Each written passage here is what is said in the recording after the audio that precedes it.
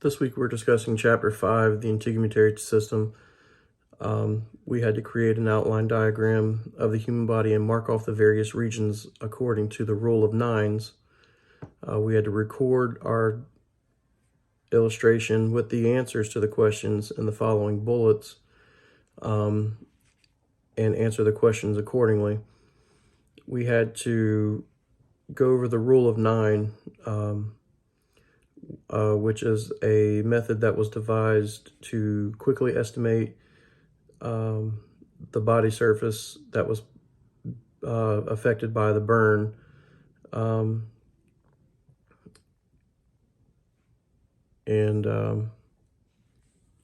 have that illustrated here. You got your anterior and posterior head and neck, which makes up 9% of the body.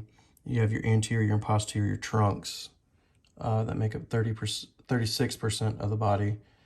Then you have anterior, posterior, upper limbs, which account for 18%. The perineum, which is 1%. Interior and posterior lower limbs makes up 36%. Each of the anterior and posterior upper limbs will be divided into 4.5% on either side, making up 8% per limb. 9% per limb. The first question was to define how much of the entire posterior trunk and buttocks would be, and that would be 18%, and that would be your anterior trunk and buttocks that make up that 18%.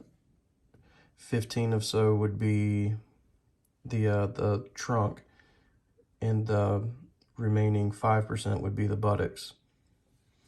The entire limb of an adult would be 9%, and that would be 4% on each side respectively, which would be here. But the entire upper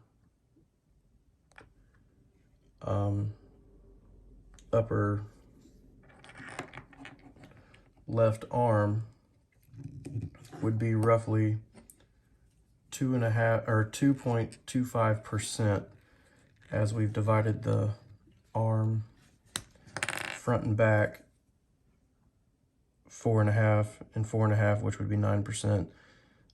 Take the front 4.5 and divide it by 2 for this upper region of the arm, and that would give you your 2.25%. We were also asked if we were to go to the beach and we were to get extremely hot, describe 2 ways in which your integumentary system would act to preserve homeostasis during the outing.